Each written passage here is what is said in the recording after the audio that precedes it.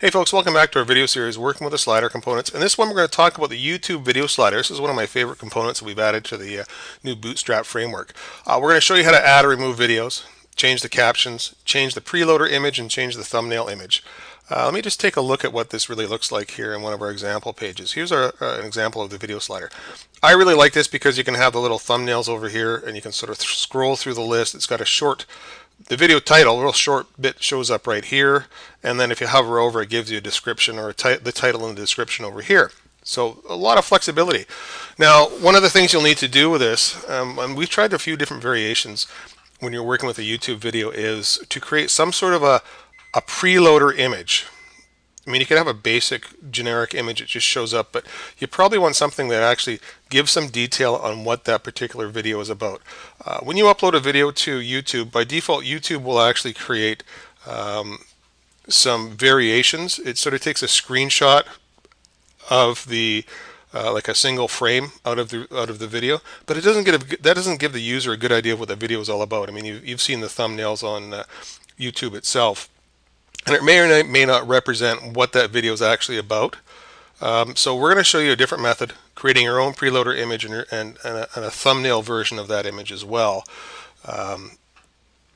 so that you can actually load in here. We've just taken a little screenshot of a thing and sized it to fit to load in here. This isn't the actual YouTube capture, I should say, but we've just actually taken a screen capture of the YouTube video. So you could do that as well. But I want to show you how to make your own using a cool text logo. It's an online website for making logos, and you can make some really cool preloader screenshots that are far more descriptive than just the YouTube screenshot that you can get. Also, these are a little bit they're not sized properly, they're not the best resolution, so we'll show you how to make that. Okay, let's jump in, shall we? Let's jump into our site. Let's open up the library and the sliders and the video slider page. There it is right there. So there's our preloaders that we see. We scroll on down a little bit and then we see the thumbnails.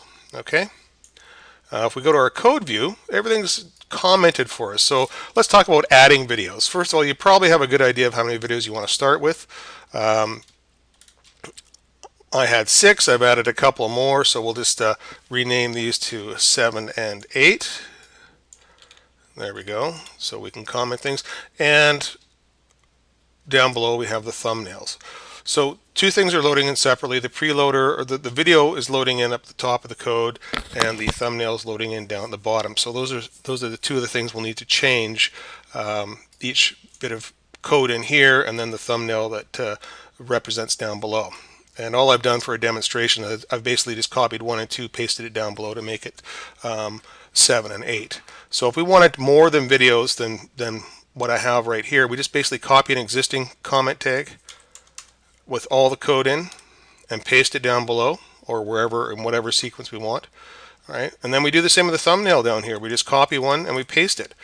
And these are loaded, and the thumbnails are loaded in the same order the video scripts are loaded up here. So if you can try and keep things somewhat organized, as you see by changing the comment tags so everything is in sequence, right? Then we can go down here 1, 2, 3, 4, 5, 6, and we're going to do 7, 8, and 9. There we go. Now it's all in sequence, and we know which thumbnail will be sort of loaded in with each video. Okay, so let's talk about, first of all, loading in a new video. So let's pop up here. You see this URL right here? This embed, that's a YouTube video that we're embedding. Let's go and grab or find out how to get the code for that by going to YouTube. Right, we'll just go to the home page and let's go find a video. Oh, Matt Cutts, he's my favorite Google guy. Let's just grab him. And what we're going to do is we're going to hit the share button. So when you want to embed a video, you go to your YouTube page here. You go grab the share button, and then we want to click on the embed link. Okay, and this code right here, that's all we need to grab. Okay, what I suggest you do though is, you can see here the iframe size. We've already sized that for you, and it probably is going to be about the same size for all the different components here. It is 640 by the 360 size, so 640 by 360 is actually the size we're going to be using, just in case you're wondering. But all we really need out of this is just that tag right there. That's the ID code for your video, right? So just double click on that. So you see the word embed, double click on that, and then copy. Go back to your web editor, double click on the code right here where it says, http://youtube.com/embed. Just double click on the information after that and then paste.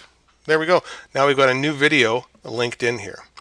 We just need to change the title and the caption. And really, you just need to do that right here in the code view. It's just as easy to do it in code view. Change the information between the double quotes, keeping in mind, there we go, right here, the video title shows up here as well as over here when you hover over the preloader screen. You want to try and make the video title short and sweet so it fits into the available space. Okay, it's just designed for a title. It's not there to be give a quick description of what it is, right? So shorter and sweeter the better. Right, and after that then we have the video description. Now here you can get a little bit longer. It's going to grow as you add more information, right? It'll grow for as wide as the video is. So just, if you're not sure how much room you have, hover over, and if you run off the page, take words out. Add more in if you have more room. But it's the best thing to do is just sort of update it, save your page, refresh it, and see how much room you have. You can always sort of blast through, to get to the next one, or use the, little button here on the right hand side to quickly get to a certain video to see how much room you have. Okay,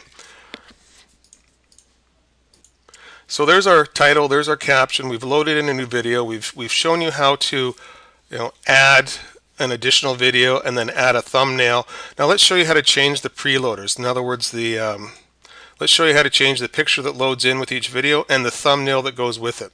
And you can use your favorite editor to do this, like a graphic editor of some sort. If you really want to know where things are located, right here in the images folder, so your video slider, your images folder, there's preloader 1. If you click it, it'll tell you the size of the image. It's 640 by 360, okay? And the thumbnail, 240 by 135. So it's basically pretty much in ratio with the 640 by 360, okay?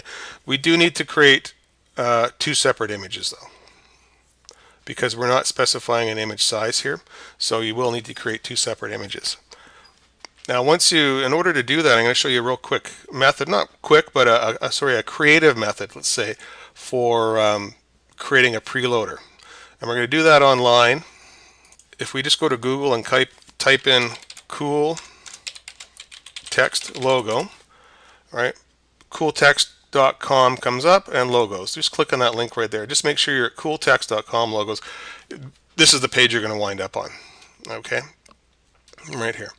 Now, there's all sorts of cool logo bits and pieces here. Little designs and graphics and things you can use. I'm just going to suggest that when you're done that you have a solid background, so that some sort of a colored background, or use something that has a background already on it, like the warp here. There's an embossed, that's a cool one right there. Let's use something with a background. One of my favorite is the wizards. So we're just going to click on that. Preloader 1. Okay, there you go.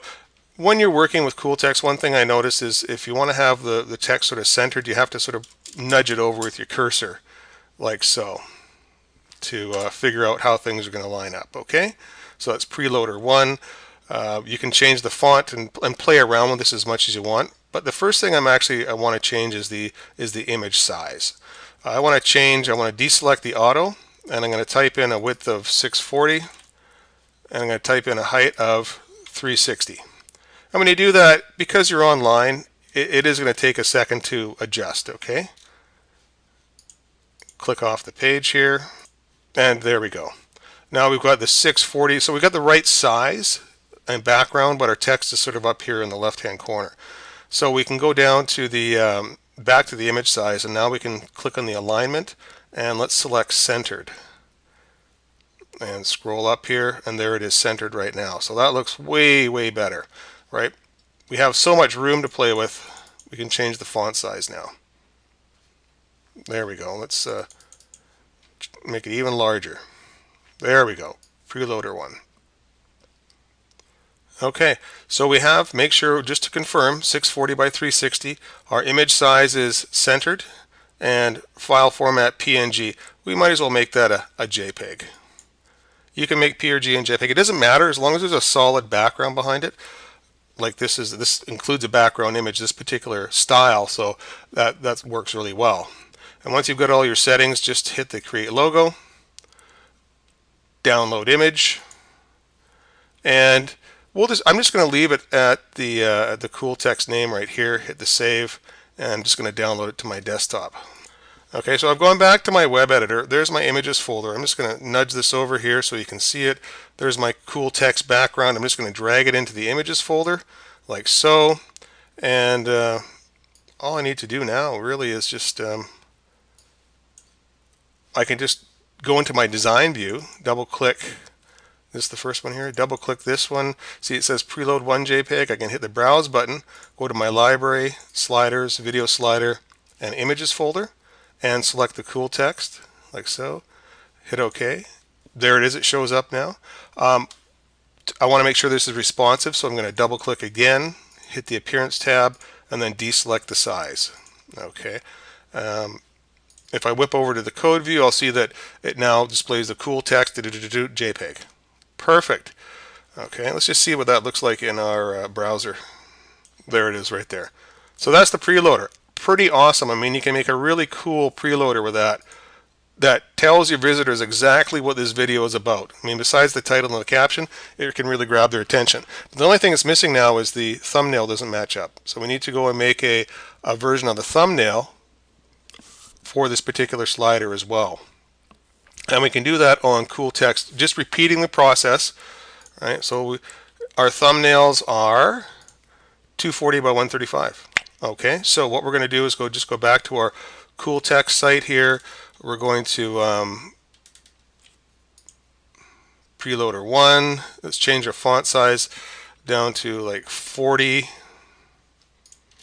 And what do we say? 240 by 115? 240 and 115.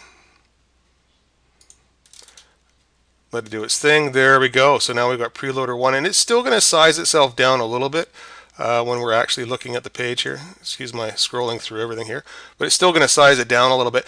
Your visitors aren't going to get a good snapshot of what it's about, but at least when the preloader shows up, the thumb will look the same. I mean, the title is really going to be the indicator to help them out, so you could even use the same thumbnail if you wanted to, but good idea maybe to just fiddle with the font size until it sort of fits the, there we go, maybe a little bit smaller. There we go. Okay, so once you've done that, bit and piece, go back to create logo and download image and save. Repeating the process we did before, we're going to just drag that image in. There it is there. We'll just drag it over, and that would be 77, so it's going to be this one right here. And if I click it, it tells me the size anyways, right? Scroll on down, and this is where you have to sort of, there we go, find that first thumbnail, which is right there, double click it, browse, and select, and open, and OK, and then double click again, and appearance, and get rid of the size. So that's updating the preloader screen with some relevant information to what that video is actually about, and creating a little thumbnail that way down here that goes and displays on the right side of the video as well. And then you just repeat the process. And as you see, it didn't take a long time to do. You know, the total video time for this is about 14 minutes at this point in time. So changing your video, creating your slides, you know, it's going to be a 15-20 minute job.